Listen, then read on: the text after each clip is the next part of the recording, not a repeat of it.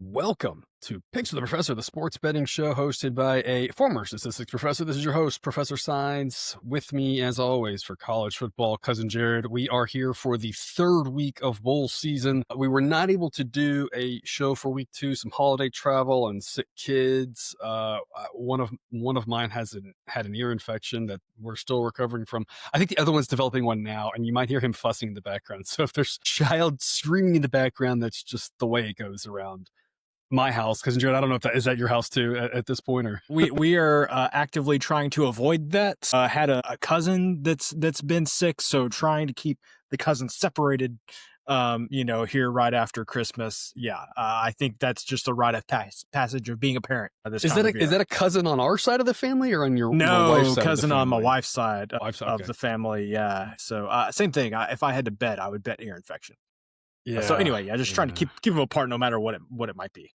Well, we are here for week 3. The quarterfinals of the college football playoff will be discussed, as well as there's a bunch of other marquee bowl games, interesting bowl games, a couple that I'm really interested in, a couple that are at least a big name. I'm not sure even what players are playing in it. We'll get to all that here, of course, shortly, but a quick recap. Doing really well so far in the bowl season. The A grades are doing well. Our honor roll picks are doing well. The show picks from the first bowl show only went 4-3, but a couple of dogs in that made a couple of units.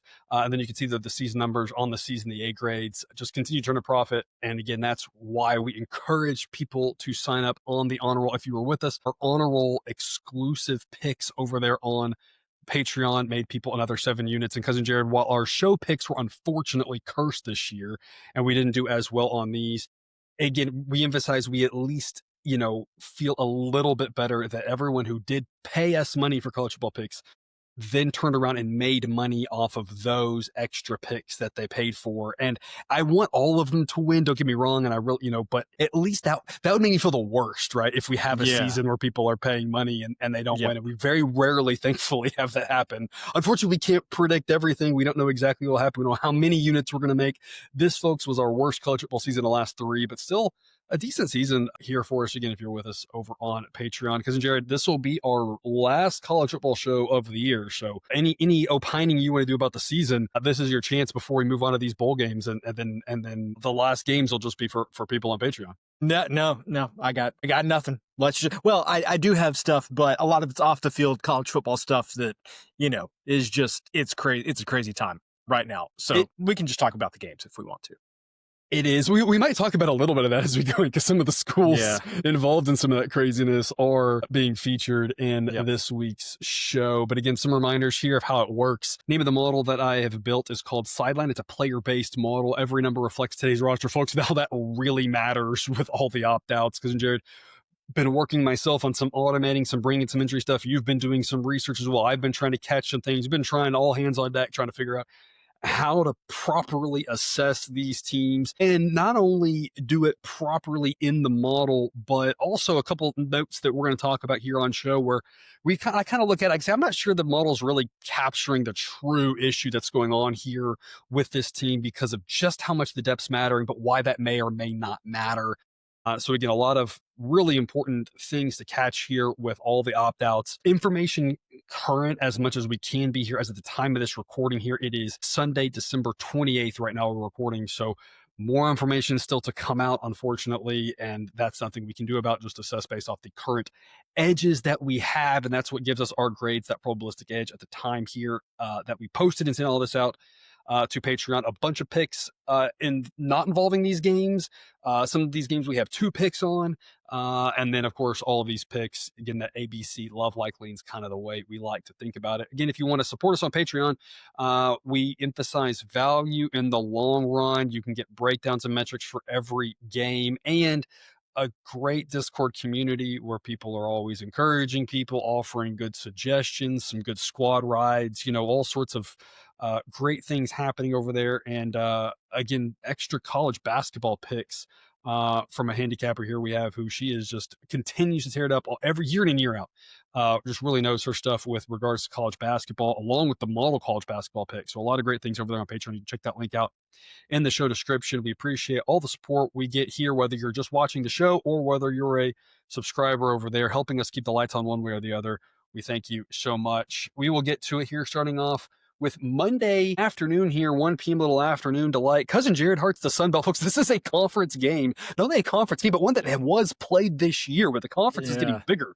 Not every conference game was one that was played. This one has already happened, folks, and we're going to do it again.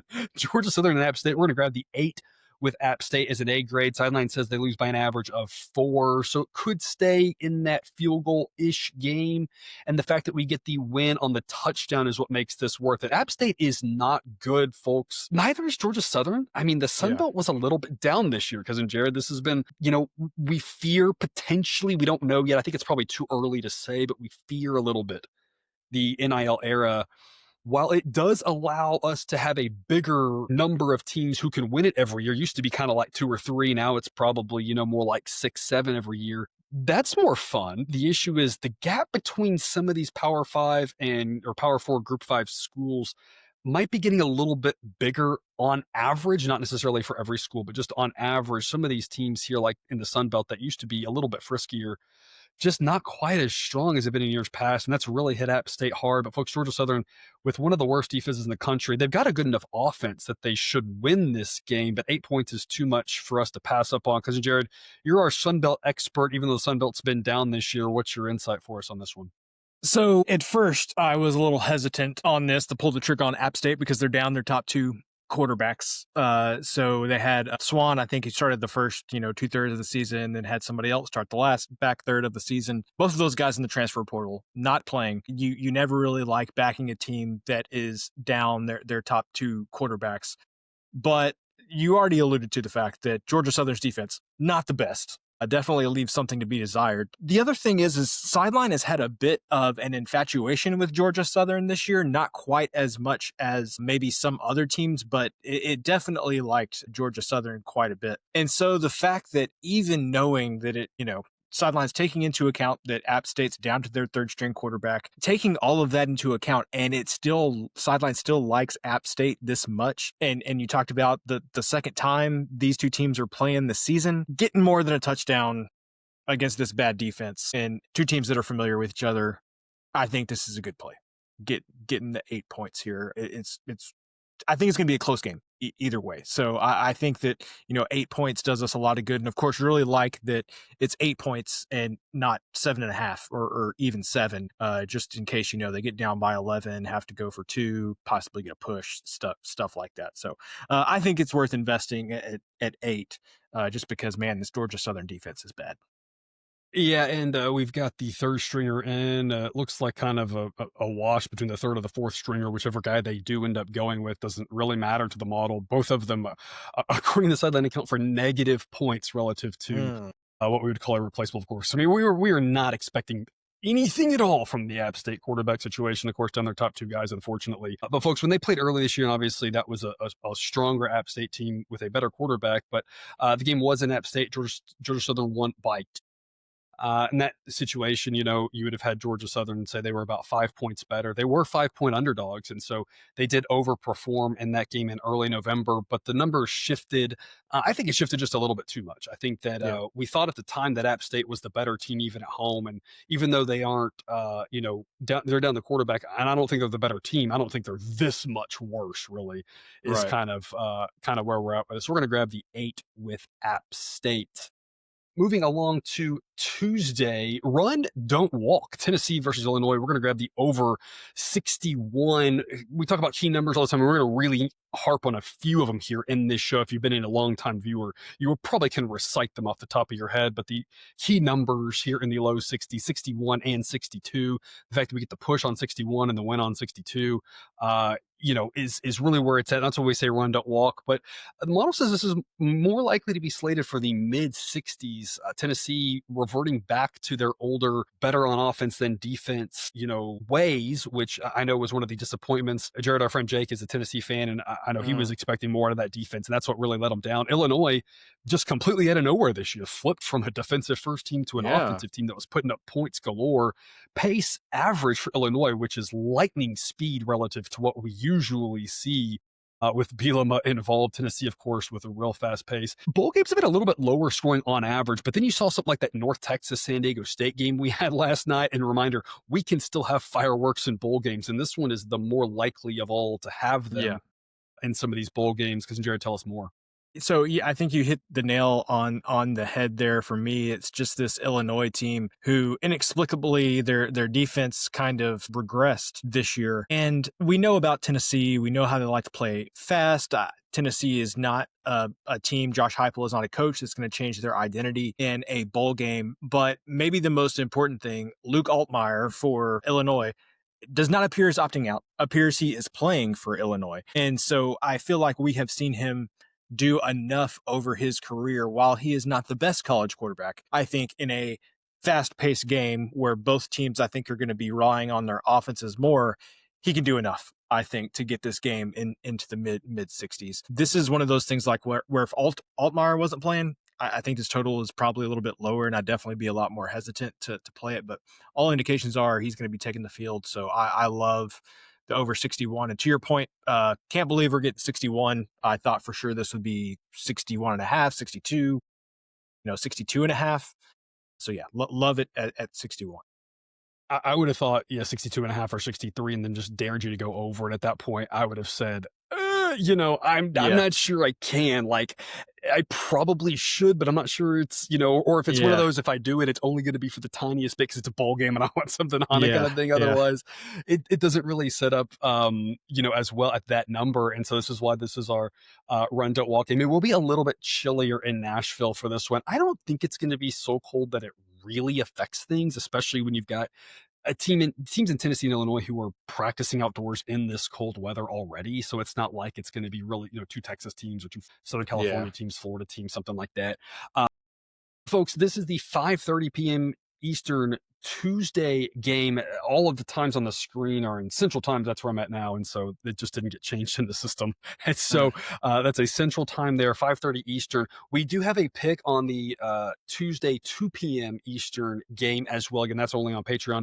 And folks, I wanted to address as well, since you talk about weather, I meant to already, but on that Monday afternoon game, are expecting some potential wind on that one. Winds, maybe gusts even higher than that. And the model would indicate that it would go over in that Georgia Southern App State game. But the first game didn't go over. And with the weather being the way it is, that's one where I'm not actually following the model's advice in that total, because I'm just concerned it does not incorporate weather, unlike the baseball model, which does. And thus the, some of those winds there in that Monday afternoon game could cause a problem. But again, here for this Tuesday, kind of a weird start time, but Tuesday late afternoon kick, we should be good enough on the weather, I think, to again make it worth going over a grade. That Hansel is so hot right now. And folks, that's kind of how I feel about both of these teams. We've loved backing. I mean, it feels like just another year, for us here, just backing Iowa a lot, backing Vandy a lot, not winning every week, but it feels like for Vandy, definitely it was last year,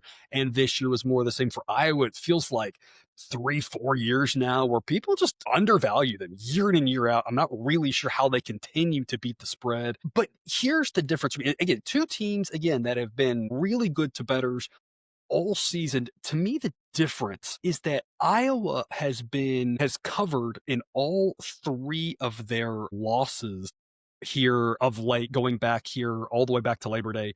They lost by 5 to Indiana. They covered 9. They lost by 2 to Oregon, covering 4.5. They lost by 5 at USC, getting 6.5. And so to me, that's the difference maker in this game, where I say, hey, Iowa's getting 4. They could lose and cover. It wouldn't be the first, second, or third time this year that they've done that. Do they win the game? I'm not sure. There's probably some value on the Iowa money line. This seems like a pretty even game. I love Vandy. We've loved Vandy for a long time here. The difference, though, again, Iowa just consistently being undervalued, finding a way to keep games close. Anytime you can take some points with Iowa, it's almost like you can't not do it, right? Yeah. No, that's exactly how I feel. And a couple important things to note on the Vanderbilt side. Looks like Pavia is playing. Anybody he might be playing next year too. Yeah. There's a case signed on. Apparently, there's been a bunch hilarious. Apparently, there's a bunch of other JUCO players that have now joined that lawsuit to see if they can get extra eligibility as well. It seems that he's playing. I mean, if you followed his career, not shocking at all that he would be playing in this game, even if he ultimately does end up this kind of being his final game. And then, but Eli Stowers potentially not playing for Vanderbilt, which is definitely the security blanket when Pavia is going back to pass. I believe that was confirmed today that he is not playing. So okay, that's a big yes. loss, and that is factored in the model. That was brought in in the model today. Yeah, and Vanderbilt's offense still number 7 without him. That shows you how good the rest of the offense is. But it is. He's still a big blow. Yeah.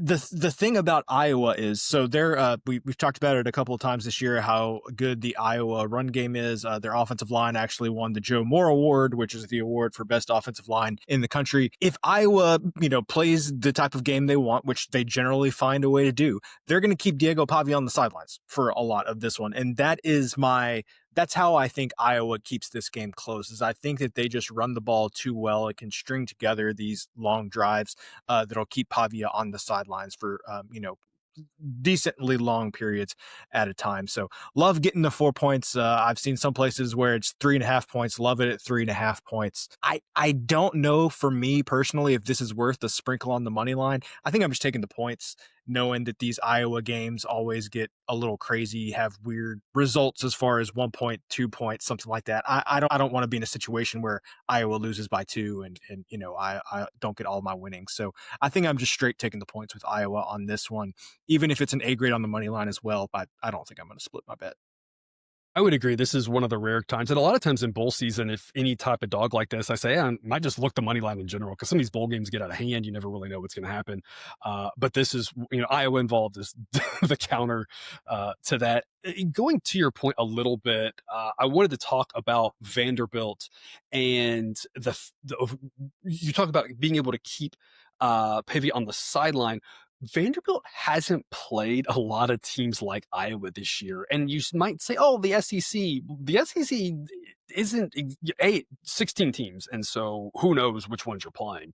But a lot of the teams in the SEC are not that old school, grinded out defense type first team. When you look at what Vanderbilt's done, going back through most of their conference records, Tennessee isn't a team that's going to play like Iowa.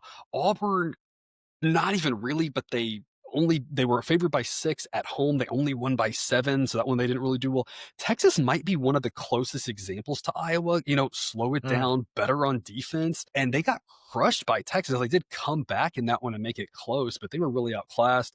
Missouri's kind of a similar situation. That was the game where I believe Pribula got hurt early in the game. They were at home and they only won that one by 7 as 3-point favorites, so they didn't really dominate that style of play there. LSU, might be a similar type thing. Same thing. They only won by 7 home. They're not really dominating these teams. The teams they dominated more so a Tennessee at the end of the season, Kentucky, who was just completely outclassed. Kentucky, not a very good team this year. They had a lot of close wins, but their big blowout wins were against South Carolina at the beginning of the year, who wasn't very good. Utah State, not very good. Otherwise, they're winning games close, or they're not. They're struggling against the teams that are going to play this style of football. So I just think it sets up to be a bad matchup also for Vanderbilt in a situation where if they are able to overcome and grind it out and get the victory, they might win by 7, absolutely, but there's also a good chance they win by 4 or 3. Or given that Iowa's involved, I don't know, 5 or 2, honestly. Like, who really knows with Iowa? Every point you can get matters. So this is one, again, we're not trying to say, Iowa's for sure going to win this game. Iowa's for sure going to,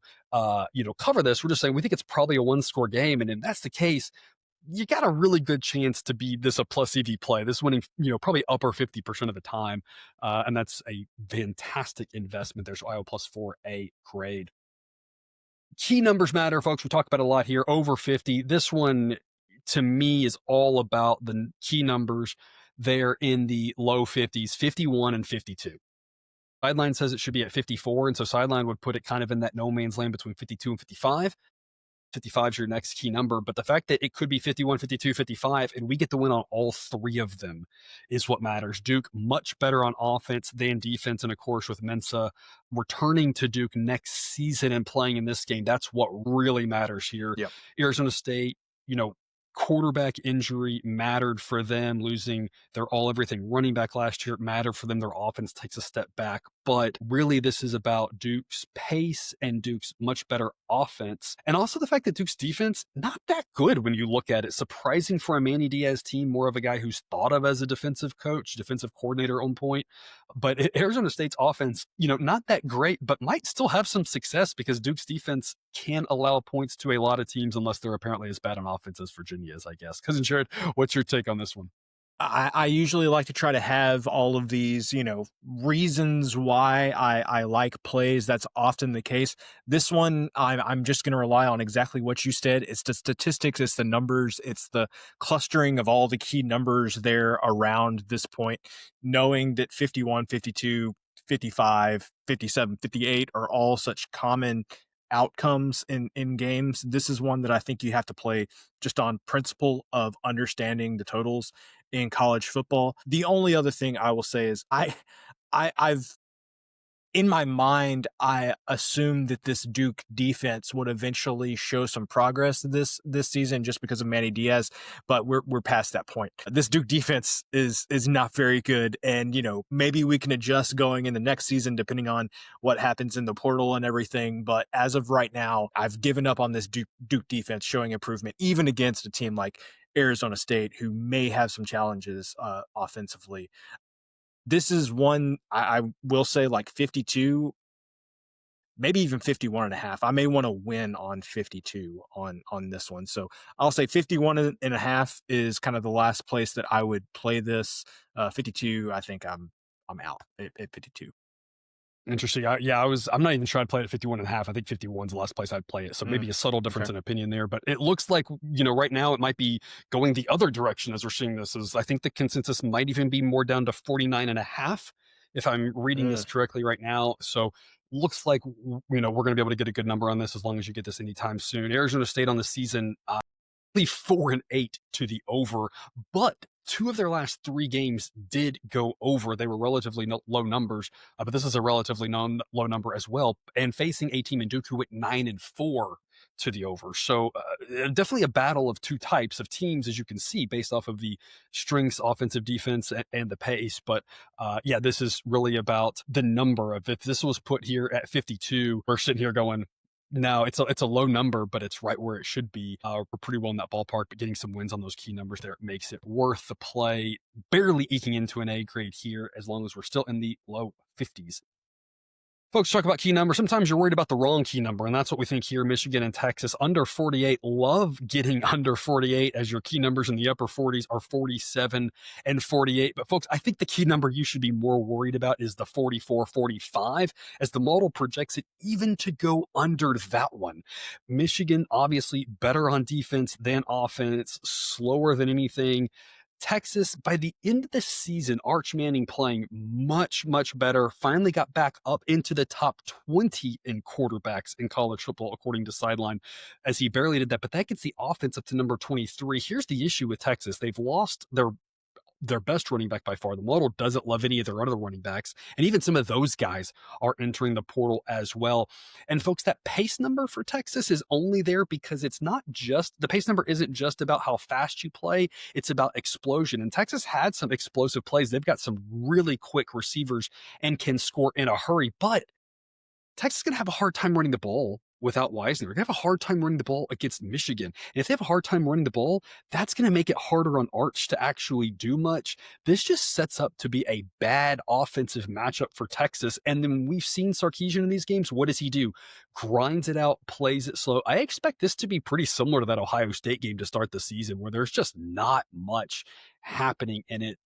Cousin Jared, the counter to that, Biff Poggi, the interim coach now for Michigan for this one, is worth a little bit to that offense based off of the differences between him and their former coach. But I'm not sure it's enough to matter. Also of note, I'm not sure how many players either one of these teams is going to have. Both of these teams, little decimated. Michigan, even definitely more so than Texas. But, you've got a situation here where don't really know what's going to happen. You lose a lot of players like that. How is that going to affect teams more so? Probably on the offensive line, probably on the offense. The defense is going to be a little bit better to plug and play as they rotate anyway. And so more guys out, unless it's just all defensive players, even more likely to get us to the under. I love this one here, Cousin Jared. A grade for us. What's your thoughts? And I think that if you were to, in your mind, say that this game has the potential to go over 48, I think the reasonable way that you get there is you have to say, well, Texas has a big game offensively, because we kind of know what Michigan is. They're pretty limited on offense, and even with Texas having some key guys down on defense, I think Texas can still kind of hold Michigan in check. So if you were to say this game is going to go over, I think that's going to require a good to solid game from Arch Manning, Texas being able to run the ball reasonably well. The thing is that Texas has all of their running backs gone. We may have a Roshan Johnson situation here where they've got a quarterback coming in and playing running back. I don't know who they're going to play at running back. Their second leading receiver is out. They've got a couple of offensive linemen that are questionable at best, because I think there's just potentially, are they going to go to the draft? Are they going to play or not? I don't know if we have a lot of clarity on that as of yet.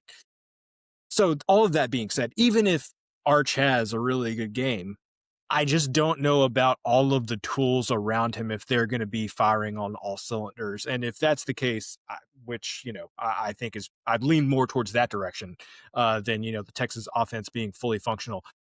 I 100% see how Sideline has this game down around 44 and not, 48 or something like that. So I love this play. I think between these two teams, I would have liked this play anyway, but just knowing kind of some of the firepower that Texas is missing on offense, I like it even more.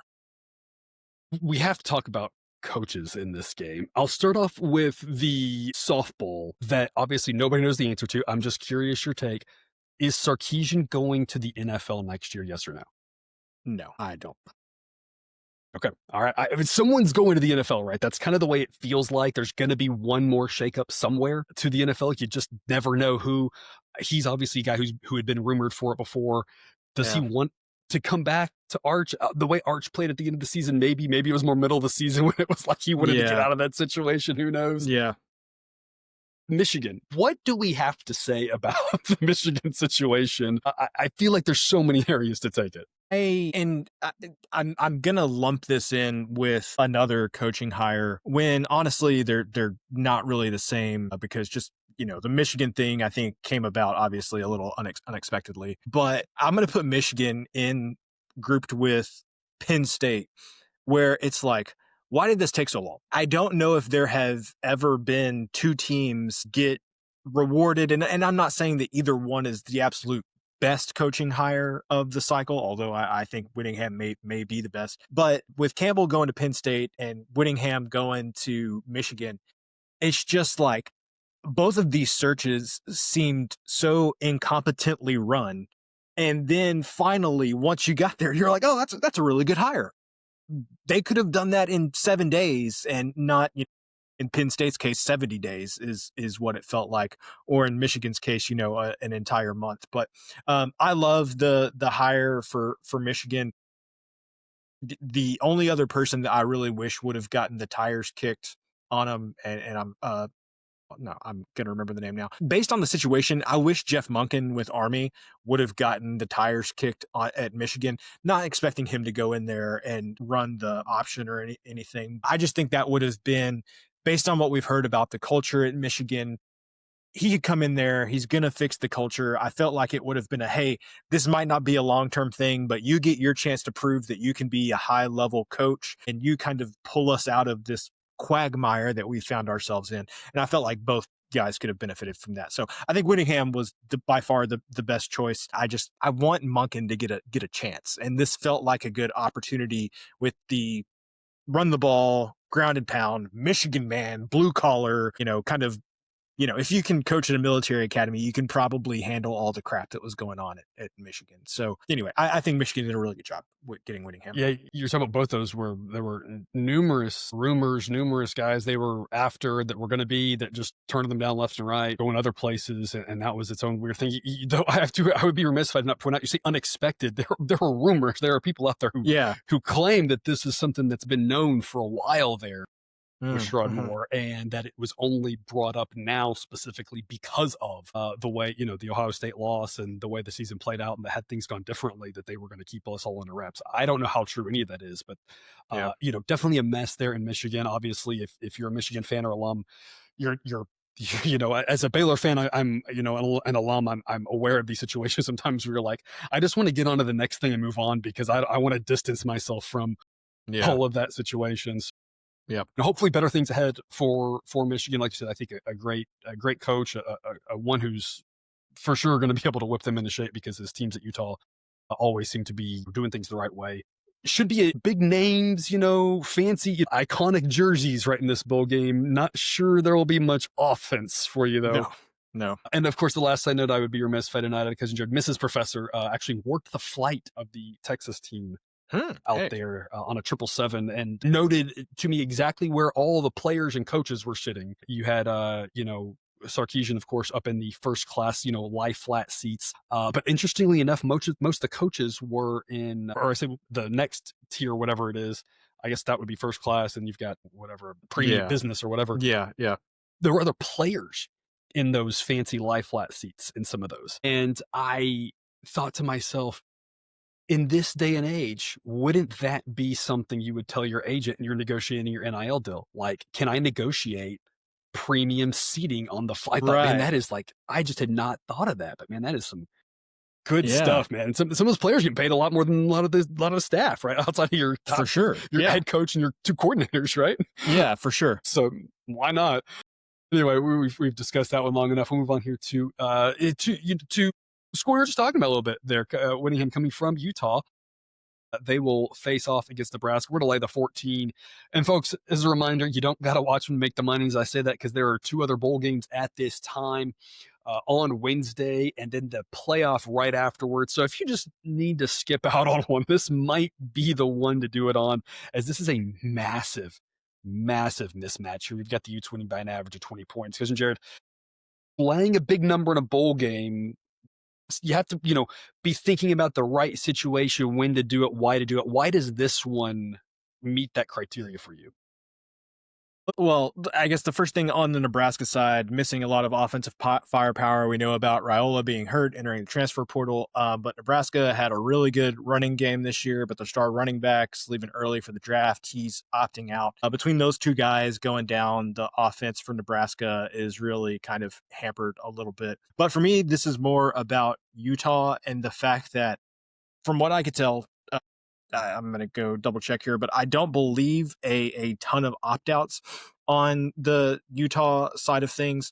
But I think maybe more importantly is that, and this is actually the only time that I can actually remember this kind of thing working out the way that was intended to. But, Utah had the whole coach in waiting thing going on, and so they kind of had an idea of who was taking over the program. It had been set up such that Whittingham was going to coach this last game and then he was going to ride off into the sunset. I guess where I'm going with this is there's much more continuity in this coaching change than what there is in a lot of the other coaching changes that are taking place, and a majority of these people are still these players are the guys for this coaching staff. It's not like a new coach is coming in. They're like, these aren't really my guys. Everybody's kind of playing for their spot on the roster. We got to hit the portal hard. No, this is like, it's pretty much ho-hum business as usual. It does look like Utah has a couple of defensive players opting out, but again, I think that's offset by what Nebraska is, has going on offense there. So anyway, this just to me is a team that is completely doing a reset with Nebraska versus a team that has a lot of continuity coming into this bowl game. I think Utah wins big. Yeah, Utah, their top defensive player, John Henry Daly, injured. Their top offensive lineman has opted out, and according to the model, their second best lineman as well. But it looks like the other linemen are mostly intact. It looks like a bunch of the defense is intact other than an injury here and there. But it doesn't look like they've been too decimated. And like you said, Nebraska losing those two guys really matters. And I'm not a big running backs matter kind of guy. A lot of times they don't, but when they're that good, they do. And he was one of those, that good running backs. You saw it like last year with Boise and Arizona State, right? When you had those two guys not there this year, and how much that can matter. And that's kind of what that was for Nebraska, and Raiola, probably the most competent quarterback they've had at Nebraska in decades. And so losing both of those guys really matters. Utah still number 14 overall in the country, according to Sideline, with a couple of those key guys out. If you've been backing Utah most of the season, then you've been rewarded as they've gone 8-4 against the spread. If you've been fading Nebraska most of the season, you've been rewarded. They've only won 4 games against the spread. And so doesn't mean that obviously, doesn't mean that it's going to hold here, but in general, no real reason to buck that trend here, as we think yet again Nebraska is being overvalued and Utah is being undervalued. To the playoffs, a reminder, folks, key numbers really matter. I don't know how many times we could say that. Under 42.5 is our pick here for the first quarterfinal game between Miami and Ohio State. It is a B grade, almost an A grade. Cousin Jared, 44 being the key number there, though, is really what you want for that A grade. Unfortunately, is 43 doesn't really do you too much. 43.5 doesn't do you too much. But Ohio State, just fantastic on defense. Miami, just way better on defense than offense. Miami couldn't get anything going against A&M. I don't know how they're going to do anything against Ohio State. And Miami's defense is good enough to slow Ohio State down. You saw Indiana was able to slow them down. Miami doesn't play with any tempo, just like Indiana doesn't play with any tempo. I kind of see it being a similar type game, except Indiana's offense is better.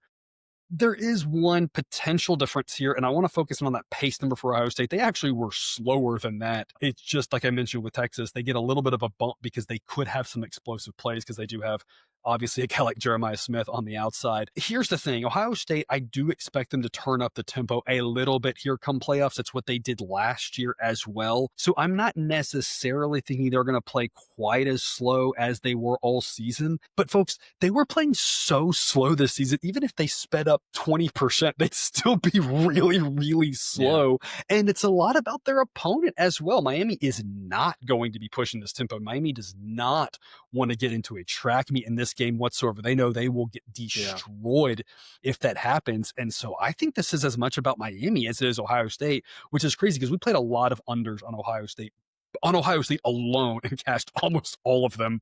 But this one's a lot about Miami. Cousin Jared, our key number here, most likely 41. This is kind of in no man's land in between it. But anytime the model projects a number that starts with a 3 and the total starts with a 4, I take it under. It reminds me a lot of our bowl game that we just had here with one of these afternoon games, Northwestern in that bowl game. Total was something like this, 43. We went under. The model said something in the upper 30s, and it landed like right at 41 or something like that. I kind of think this is that same thing. If the model's projecting in the 30s and we get under in the 40s, it's kind of hard to say no. What's your take? Yeah, I completely agree. For me, number one, and this, I understand that this game ostensibly, I mean, it's being played in the Cotton Bowl, I think. So, it's not like either team's going to have a really big home field advantage. That Miami game at A&M, Miami was playing so slow. I mean, that was one of the slowest teams I've watched play in quite some time.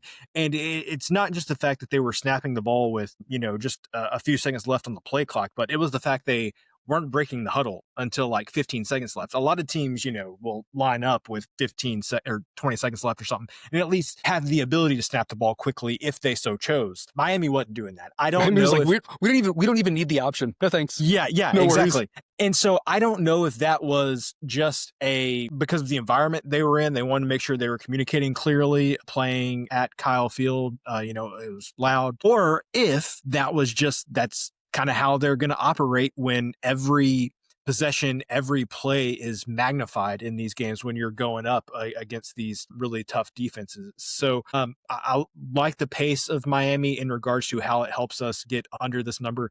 And the other thing I will say is Miami had very little success on offense, obviously, against A&M. They had one play that they ran that kept gashing A&M. And the difference between A&M and Ohio State is you might gash Ohio State twice on it. After that, you're not going to anymore. And so I just have faith that any advantage Miami might find, Ohio State will be able to quickly adjust, and Miami won't be able to get those big chunk plays towards the end of the game. So I like everything about this under. Who'd have thought Mario Cristobal, coaching genius, realizing that he needs to slow things down, play to his defense, not try to go up tempo in these situations. And folks, we always talk about with coaches, right? Like anything in life, right? There are 12 different things that can make you good at what you do, and nobody maxes out all 12. You Yeah. might max out a handful of them, but you're going to have some weaknesses. Obviously, clock management, Mario Cristobal's weakness. But Yeah. with regards to game planning, again, a very smart game plan and exactly what he's going to have to do here because he doesn't have the offense to, like you said, to really do much against Ohio State. Right. He's going to have to rely on his defense and keep them fresh and try to just make this a very similar game to what happened there against A&M. Not one of the reasons we didn't record a week 2 show, but that was a Saturday because you were at that game. We would have had to have recorded, maybe the next day. I needed to give you some time to recover. Have you fully recovered from that game? Yeah, I was fully recovered. All right. On the drive home. Right. They played A&M played so poorly that it's one thing if you play one way and you feel like you deserve to win, but after that one I was like, nah, we didn't deserve to win. So no.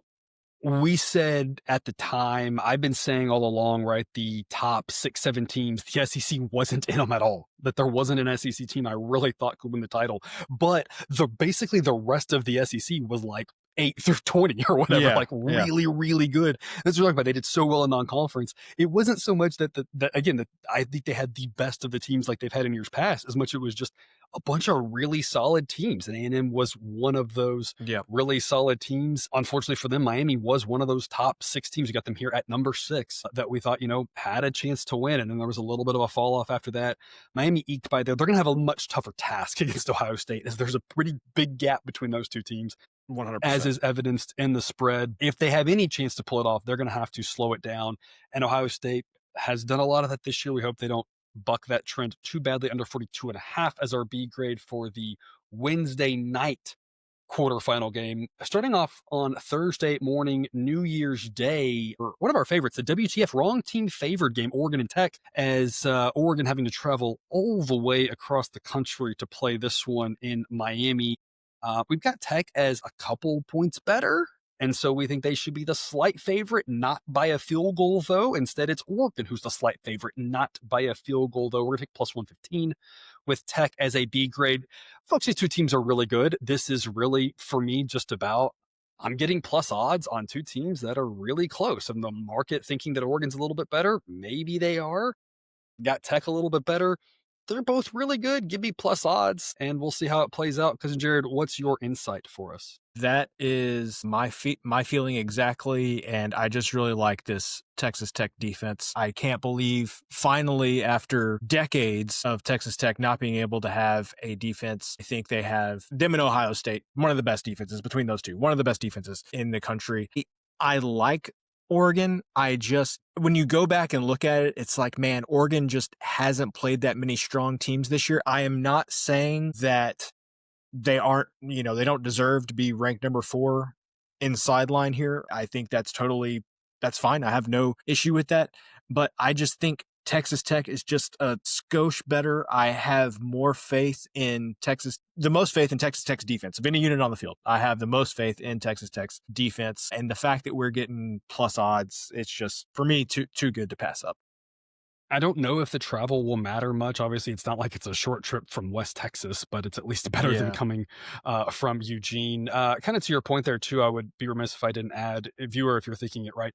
Not to say that Tech played the toughest schedule either, which I think is, though, the point, that the market might be looking at Oregon and saying, oh, both these teams are good. Oh, Oregon played in the Big Ten. When you look at what their schedule, I'm not really sure it was drastically different. Obviously, Oregon had the Indiana game, and Indiana's a really good team, but in general, they line up, again, just so similar, and I'm not really sure the difference tilts maybe the way the market is seeing it. Obviously, two teams that have been talked about a lot with regards to the NIL and the amount of money that both teams have invested. Oregon has been investing, of course, and has been kind of this more perennial power. Tech kind of coming out of nowhere here, investing and becoming really good. But Cousin Jerry talked about their defense, and as a former, again, as a Baylor alum, Joey McGuire, the coach at Tech, coming from Baylor, was one who was rising through their coaching ranks, and I was very upset when he left to go be the Texas Tech head coach. Everything I had heard was that he had the potential to be a great head coach, and didn't love seeing him leave. And he was a little bit, I think, a linebackers coach at one point. I was Origin defensive minded guy, and so he's done wonders, of course, for that defense. Finally, after all these years, getting them a defense. We're going to ride that Tech defense again, plus odds, plus 115 is a B grade. there in the Orange Bowl. Folks, we have a super run, don't walk. Folks, I cannot believe you can lay less than 7 with Indiana. Just pause right now. There's 6.5 out there at a handful of places right now. Go lock in the 6.5. If you're watching this and all you can get 7, just log in the 7. I don't know if this number is going to get to 7.5. But for all the analysis, everybody's talked about both of these teams. We can talk on and on about it as well, right? Indiana's really, really good. They were number 1 for a hot second there in sideline, now down to number 2, but obviously really good. The gap between them and Alabama is just so big. The gap between the top teams and the SEC, I can't believe I'm saying this, is just a big gap, right? The SEC spread out their talent amongst too many teams, right? If they take those top 11, 12 teams, cut a few of them out, redistribute the talent, and all of a sudden it's a different story, but they spread too thin. It's a big gap. I'm still not impressed with Alabama. I know they came back against Oklahoma, but I mean, that was kind of some fluky situations right there with the way the turnover situation happened. The guy, the punter who missed the muff punt situation. I mean, the whole thing turned on a dime. But the thing that I'm thinking here is everybody knows that Indiana is a much better team. The math guys know it. The sharps know it. Obviously, there's a lot of overlap with that. The big money people know it. Everybody who's going to influence the market, I think, knows it. In years past, or especially if Saban was still there, I would have said if this number gets to 7.5, I know for a fact there are groups out there who are going to take that 7.5 with all the money that they can get down on it and knock that number back down to 7. I don't know if that's the case this year. There might be. But who was looking at this Alabama team, knowing that this is not the Nick Saban's team, knowing that they just they've had now one half of football they looked good. They didn't even look great at the end against Oklahoma. They only got saved because Oklahoma couldn't make field goals anymore, which was inexplicable. I just don't know who's gonna be the resistance on that. And so my fear on this one, folks, is this gets to people are going to come in on Indiana. It's going to get to 7. I don't know if it gets beyond that, but let's just lock it in just in case. Just in case it does. I don't want to lay 7.5. Model says they win by 10 to 11. Jared, what's your take on this one? You said it well. The only 2 things I will add. The first one is I might also be looking at like a Indiana first half play just because Alabama has come out so flat these past couple of weeks against Georgia and Oklahoma, and obviously Indiana is better than both of those teams. You could convince me that, Indiana might be a little bit rusty. They've had some time off. Alabama had no time off. They played in the SEC championship game. They came back and played in the first round of the playoffs. Has not helped them. So I think Alabama, that's one thing I'm looking at as well. Maybe finding a way to capitalize on Alabama having those slow starts. And I would like to attribute this next point to somebody, but I can't remember where I saw it. But Cignetti, I think everybody knows now, coached, with Nick Saban at Alabama for 4 years. I think he was the wide receivers coach or something like that. We kind of know how, the coaches under Saban generally work. They go out and they get a head coaching job somewhere else, or, they kind of work their way up under Saban and then jump out somewhere else. Cignetti was at Alabama for 4 years, never got past wide receiver coach. He was the wide receiver coach only for 4 years. And somebody made the comment, Cignetti is the type of guy who's going to run up the score specifically because he felt like he got jobbed during his time at Alabama and he ended up going to the Division II school, wherever, to get a head coaching job. So I say that only half jokingly. Yeah. In that, Cignetti just strikes me as the type of guy who is not going to forget that. I don't think Indiana ever tries to stop scoring, but I think maybe more so than usual. You will see Indiana continuing trying to put points on the board, even if they're kind of in control of the game late. I mean, last year, just thinking about the Purdue rivalry, last year against Purdue, they ran it up and scored 60 home. This year against Purdue on the road, they won 56-3. Obviously, I'm not trying to compare Purdue to Alabama as much as I'm just saying they are very happy to run up the score, even in a situation where it makes sense. And this could be one of those as well. So maybe even like you said, an alt line could be interesting there. Just take a little sprinkle on, a minus 14.5 at, plus odd, plus 2, whatever, 280 you get or plus anything like that. And just Yeah, just for a little bit of fun, see if it does get out of hand. I want to talk real quick about the weather. I haven't talked about a lot of the weather because a lot of these games have been, in Nebraska, Utah, for instance, that's in a dome. Obviously, the Cotton Bowl, would be in Jerry World at a dome. Oregon, Texas Tech, and Southern Florida, everything looks great there, right? Michigan, Texas, and Orlando, everything looks great there. Out in El Paso, right? A lot of southern places, Iowa, Vandy's, and Tampa. So, because of the weird weather Southern California is having, we might actually have a little bit of some sloppy conditions for this one. You would not think it, but the Rose Bowl, which is usually beautifully sunny, 65 and picturesque, it looks like it's going to be in the mid to low 60s, but we're looking at a decent chance of rain. I don't really think it's going to affect things too much. It could increase the variance a little bit, create an extra little turnover, and it just might be a little bit sloppy. So I'm not thinking too much of an impact, but just of note, not a lot of weather to worry about here in this time of year, which is a little bit the function of the domes and where they're playing the games. But even in one of them here, Southern California, maybe some weather concerns here for the rain in the Rose Bowl. And that'll take us to our last quarterfinal game. Still some Friday games to cover. So we got 3 more Friday games, but we're going to wrap up with the quarterfinals here New Year's night. Cousin Jared, Back to the Future, one of my favorite movies. To quote Biff, there's something very familiar about all this. I feel like we had Ole Miss playing Georgia earlier in the season. I feel like we took the points with Ole Miss. I feel like it was 6 and we waited and we're like, I don't want 6. So I got to 7 and we took it at 7 and they were up big and it was like, yeah, that was the great call. And then Georgia started to come back and it was like, oh, I'm glad we got a touchdown in their back pocket. And they somehow lost by 8. Yeah. Just got to avoid that fate. But otherwise, we've got these 2 teams as pretty even here. I will point out that, obviously Lane Kiffin not being a part of Ole Miss, Lane Kiffin wanting to coach this game while also being the coach at LSU, hilarious. Still not sure what to make of that. Yeah. Is that going to affect Ole Miss a little bit? Some of the play calling, maybe it absolutely could. On the other hand, Georgia, here's the thing I want to say about Georgia. I mentioned this previously. The model nailed Georgia basically all season, right up until the stretch run where they started playing complete football games. But the model was a little skeptical of them early, and that inconsistency played out. And we were pretty spot on for Georgia, where a lot of the market was really overvaluing them for a long time. Georgia started playing complete games later down the season. Now, you might say, oh, they found their rhythm. They've hit hot at the right time. And I'll say that is absolutely possible. That does happen in sports. But for every situation where that happens, we have a counter example where then the team then falls flat in the playoffs, especially here with a long break. I'm not saying that I think Georgia is going to go back to their old ways. I'm just not saying I'm sold they're going to continue to be hot. I really don't know. What I know is I've built a mathematical model that on average is going to win more than it loses. So this is the correct big picture way to handle it. In these situations, though, nobody really knows. We can speculate, but we don't really know if Georgia is going to play a complete game.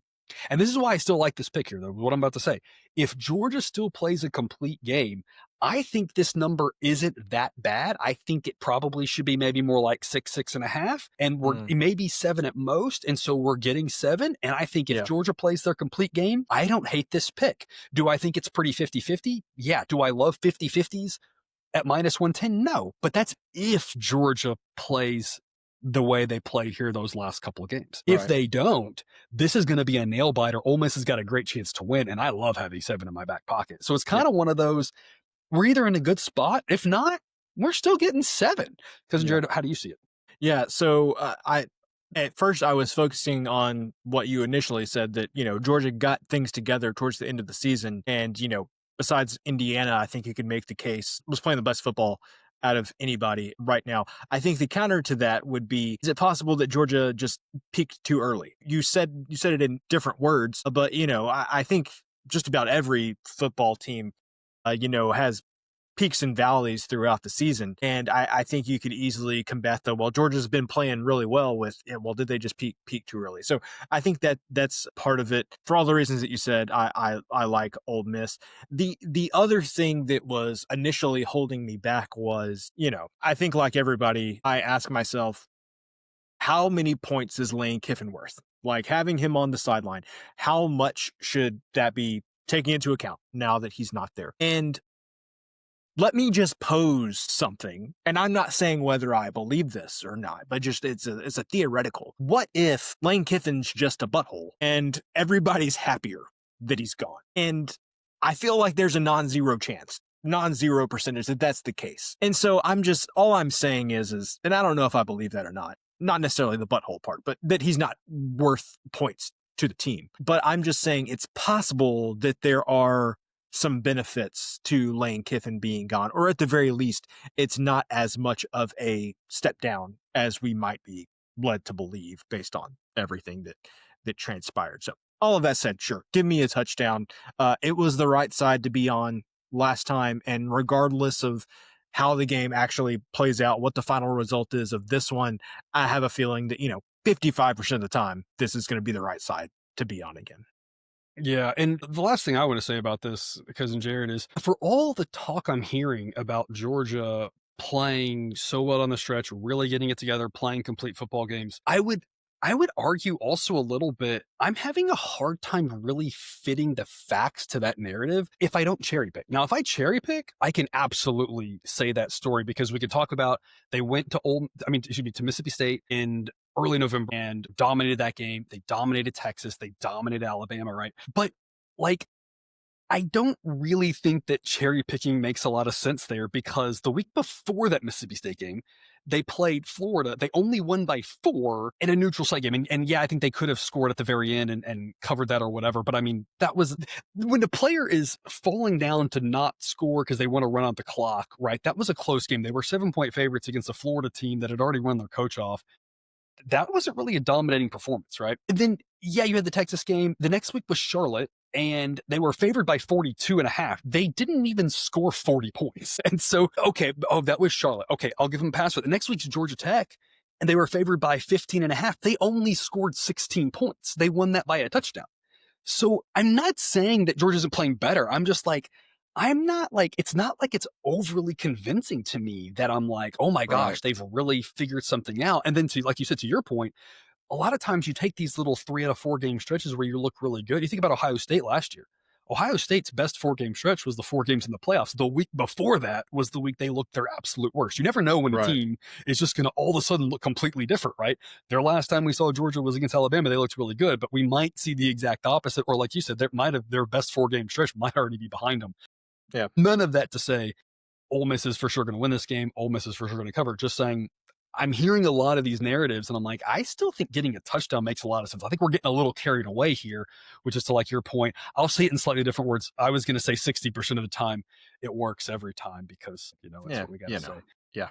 Moving along to the Friday games, there's an afternoon game in between here that we do have a pick on as well over on Patreon. For the first, though, we've got Texas State laying 13 as an A grade, winning by an average of 22.4. And I'm calling this one in our cold as ice baby, because Jared, what I want to highlight to you is not anything about Texas State, who has been a maddening team. But I want to talk about Rice, because when you go through and look at Rice, when they play teams that are decent, and I'm not even talking about necessarily the top teams, because they aren't playing any of those, but when they play teams who are decent, they have had problems. Going back to the last game of the season, they lost to South Florida 52-3. South Florida is better than Texas State, but we also don't have to win by 49. South Florida was a 28-point favorite in that game, obviously easily covered that. North Texas, the week before that, beat Rice 56-24. That was an 18-point spread, easily covered that. Now, again, North Texas, better than Texas State.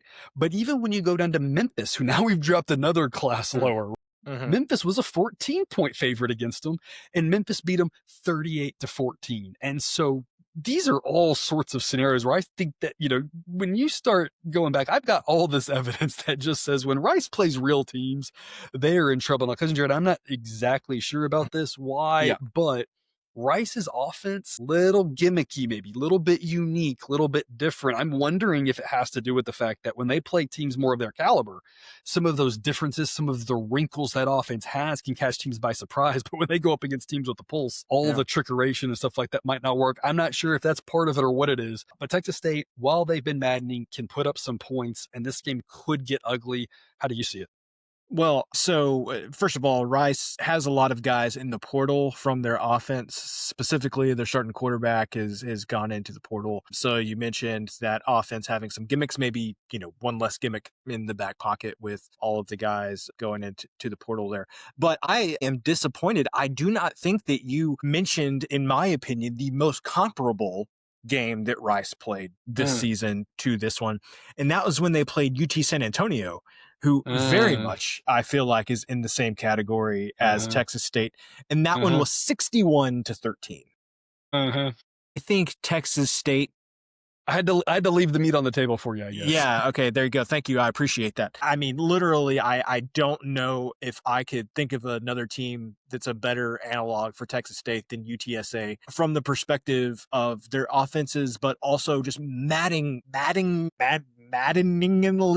What's the word I'm looking for? Maddeningly. Whatever. I can't say it. It's just so frustrating. Folks, it's 4:30 p.m. There's been no alcohol consumed. No, there has not been. And so, just frustrating all around in some aspects this season. But in this one, I think that Texas State's offense is just going to completely overmatch Rice. Rice, great job getting to 5 wins. Not sure how you did it, but yeah, I think this is the end of the road. And I think Texas State names their score in this one. Yeah, I think you are absolutely right. Folks, key numbers still matter. Even January 2nd, they still matter, right? Just because we're out of the playoffs, right? Just because we're into the new year, they still matter. Wake Forest and Mississippi State, we're going to go over 54. Folks, we've got another pick on this game on the side, I believe, on Patreon as well. So more things to check out over there. Don't forget, again, that link in the show description. But we wanted to talk specifically about the total here. Only a B grade, not a huge differential between the projection and the number, but crossing the most key number here in college football at 55. The average score a little bit lower than that, but 55 still holds the champion for the median. I should be the modal score, the most common score. And so that's why this offers us a little bit of value. If this is 55.5, it's pass. But at 54, it's worth a play, even though it's only a B grade. Mississippi State can get anybody in a high scoring game. We've said it before. You can go back on multiple shows this year. We've said all that. You just copy and paste into here. Doesn't matter who it is. Doesn't matter the Wake Forest defense is a little bit better than their offense. Their pace isn't so slow that it's going to change much. I don't see why we don't see another drunk game from Mississippi State. What's your take, Cousin Jared? Yeah, I think that's a really, really good take. I mean, even in conference play, Mississippi State, when they were going up against solid teams, were still putting up a lot of points. I think the only data point that you could reference that gives you a thought that this game might go under would be that Arizona State game that Mississippi State played earlier this year, where that one ended up 24-20, I believe. That is the only game that you can go back and point to and say, hey, maybe this game can manage to be a little bit more low scoring. Every other time they have played a competent team, they've managed to put up points. And so I think that, I think Mississippi State's going to put up points. And I think, very importantly, Wake Forest, not the type of team that's going to be able to limit Mississippi State very much in that regard. So I like this one. Also, Deshaun Purdy for Wake Forest, good enough against this Mississippi State team where I think Wake Forest can get to 27, 28 points or something. So I think we just need, Mississippi State to get into like the low 30s. This feels like a 31-27 game to me. I want to point out Mississippi State, one of the 5-win teams who's playing in a bowl game. Folks, if you're a 5-win team playing in a bowl game, I got to ask, what's your motivation for playing? What are you trying to do? Obviously, we just talked about Rice, 5-win team. They're trying to go out and win a bowl game because they don't win a lot of bowl games. Unfortunately for them, they can try all they want. I think they're going to be up against it, right? Mississippi State, I'm not sure about the trying to win the bowl game part, but I'm thinking, knowing their style of play and what they did all season, my thought is, if you presented to the players, do you want to go out there and play another football game? They're thinking, yeah, let's go score some points, right? Like that's what they do, right? They're not thinking about grinding it out and like defensive whatever, because that's not what they thought about all season. I mean, they Right. didn't allow a single team with a pulse to score less than 3 touchdowns on them. Even Florida got to 23 on them. And Florida Yeah. had offensive problems like crazy. When you get that, Yeah. the next lowest team, that they played in conference would have been the 31 that they gave up to A&M, right? And we just saw what A&M did against a good defense. The 38 they gave up against Ole Miss, the 35 they gave up against Arkansas. They're not thinking about defensive intensity. So I'm thinking this is a team that, thought they were going home. Hey, back a week later, hey, you guys want to play? And it's like, yeah, let's go score some points. I don't know. That's just my thought. I could be completely wrong on that, but Yeah. if you're keeping along, then let's just keep doing what we're doing. That's what they want to do. They want to play fast and they want to score points. I think this is going to be a fun game. When you think about going over with regards to weathers, this one being played in Charlotte could be a little bit more of a weather concern than some of the ones in the South. We are almost a week away from this one, though, so not certain on the weather, but it does look to be totally fine. It doesn't look like there's going to be any systems coming in, no real rain threats, no real wind threats either, and temperatures still in the, around 40-degree mark. So at least for now, looks like decent enough weather to not really be concerned. If we were thinking potential some snow, right, some a front coming through there, you can get some real cold temperatures this time of year in that area. That would be a little bit different, but I think the weather's good enough to say that Mississippi State just going to keep doing what they've been doing, score a lot of points. We're going to take the over in that one again, as long as you're getting the win on 55, being the key number that matters. Even though we think it's likely to get into the upper 50s, we definitely want that win on 55. And then we're going to finish up with you sure about that? Because Jared, this one to me is one of those where I look at the model and it says SMU wins 56% of the time. And I go, are you sure about that model? Like, what are you doing here, right? Arizona has been a team that has been absolutely great to sports bettors here this season. We backed them a lot here, especially the back about 2/3 of the season as they went 8-4. SMU maybe wasn't as big of a disappointment as we would think, only 5-7 to the spread. So maybe it wasn't as bad as we thought. Because Jared, this one is one where I think Arizona's favored. The model says they shouldn't be. I don't know if I necessarily agree with the model saying SMU wins 56% of the time, but I think it's probably around 50-50. I think these two teams are really close to each other. Sideline has SMU at number 16, Arizona at number 18. So I'm just not sure the discrepancy is that big between them, even though the model leans SMU.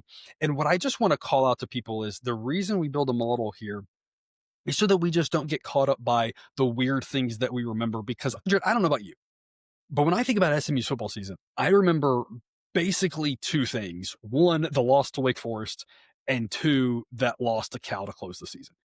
There's really nothing else that I remember about it because those were just the big, like, how did those happen moments? Yeah. But they won at Clemson by 11. And not to say that Clemson obviously, had their issues, but winning at Clemson by 11 is a pretty decent result. And then on the other side of that Wake Forest game, again, high trap game, was the game that they beat Miami, even though they were 10-point underdogs. They also took care of business a couple times down the stretch against a pretty good Louisville team, and then at Boston College when they won handily. So SMU had some really good moments too, even though they had those disappointing ones. Arizona was a little bit more consistent. I'm not sure they had as many really good. No disrespect to Arizona. Again, we've got them top 20, which I think many Wildcats fans would have said coming into the season would be a dream to be a top 20 caliber team. I just think these are two good teams. Give me the plus odds. Cousin Jared, plus odds and SMU. How sure are you about this one?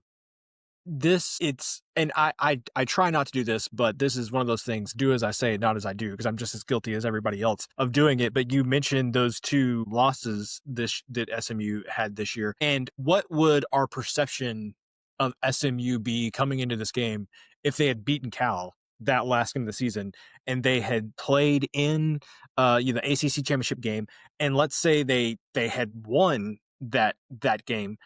I mean, would they have been in the playoff? They would have had a victory over, I assume they would have been ahead of James Madison, so they probably would have been in the playoff. So it's just a very, in this game with a bunch of teenagers that are getting paid lots of money and stuff, like, you're going to have those moments that just don't make any sense, and it's really easy to kind of let that completely dictate your opinion of them, and sometimes you just got to be like, hey, it's just one of those things. That's how it goes. One thing that I like about all of those bad losses that you mentioned, seems that SMU might have an issue when the team they're playing is definitely worse than them and could maybe sneak up on them a little bit. Don't think Arizona is going to do this, but I think for me at the very end there, you hit on my thoughts for this game, which was these two teams feel like, if anything, razor thin margins between them. I mean, I feel like two very, very, very similar teams. And so, like we love to do here,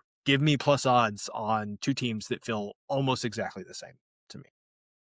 I have a couple other things I wanted to add to this because I'm not sure if you're aware of this, but Arizona, again, no disrespect to them, 9 wins. So let's get them as a top 20 team. So I'm not trying to say they're not a good team, but what I want to point out is, are we convinced that these wins are that good and they are really, that much better? Here's what I want to go through them a little bit here. Their most recent game, they beat Arizona State. They won at Arizona State. That was a good win. Before that, they beat Baylor. Trash win. Before that, sorry, it's just what it is. Y'all know how I feel. Before that, they beat Cincinnati on the road. Cincinnati lost their last 5 games. So I don't know what was going on there, but they did not finish the season very strong. And so it's I'm not sure not sure how good that win is, right? Kansas, trash win. They didn't even cover 5 points in that game, right? And that was a trash win. The move at Colorado, trash win. So of their 5 wins in a row, that's 3.5 trash wins. You go back before that, they lost to Houston, and that's not a bad loss. Houston's a solid team, but it's just that's a team more like SMU, I think. Week before that, BYU, not a bad loss. Again, BYU's like SMU, I think a solid team. Week before that, they beat Oklahoma State, trash win. Week before that, they lost to Iowa State.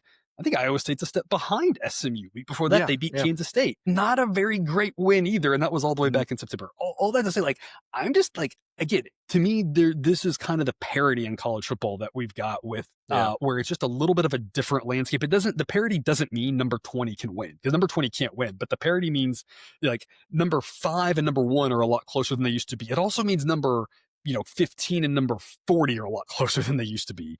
And that's kind of where I'm going with here, where I'm just not sure these wins were that great to tell me they're an amazing team and they should be you should be laying minus 150 or whatever. Yeah. And the last thing I want to say about this, how about we throw all that out the window? Do we have any idea in this game which team's going to show up motivated? Because a lot of times you can look at that and you can say that's a key. We talk Rice, Texas State, right? Rice is going to be motivated. Texas State, you don't really know. But honestly, if they aren't motivated, Texas State has so much talent, they might still walk all over them anyway. Right. So it's I'm not sure the motivation part would matter there.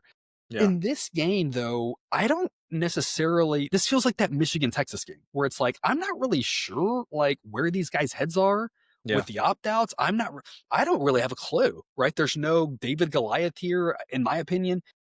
So if you don't know which team's going to show up and we think they're pretty similar, how could you not take the plus odds? And this is when, again, we always remember to tell people here with bowl season, there are fewer games, they're spread out, they feel bigger.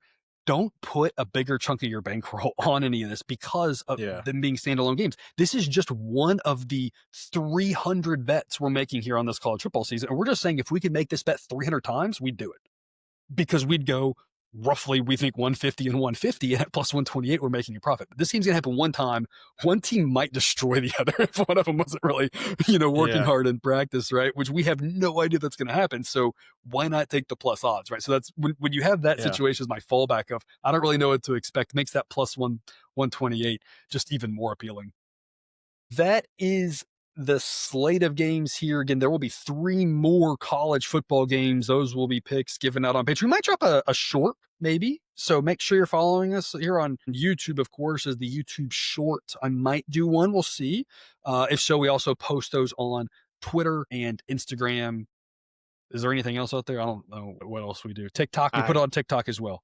So, I'm not in with the youths, so I don't know what these things are. But we post them on all of the socials. So if we do a short for one of the playoff games, but if not, again, everything will be over on Patreon. You get the picks only, or again, the honor roll gets all the plays, all the A grades, all the model info, Discord, all sorts of goodies for only $19.99 a month. College basketball been tearing it up here the last 5 weeks. If you want to join us over there. Also, don't forget to like, comment, and subscribe, people. Cousin Jared, last time of the season here. What's your parting words? Yeah, it's been a fun season, and I only wish that we, had been able to really take off with our winnings before bowl season. But hey, I'm glad that you're with us here at the end because I mean, this bowl season has been so far, at least, has been like, man, this is like what it's like. You're just nailing, seemingly 2/3 of these games, and so yeah, it's been a lot of fun. Enjoyed having everybody with us for this season, just as usual, and hopefully closing it out on a high note here with these next set of playoff games and bowl games. Yep, very well said. Again, as always, thank you so much for watching. Thanks for watching all season. We hope to see you here for college basketball. But either way, as always, we want to remind you, while you can eat your betting money, please don't bet your eating money.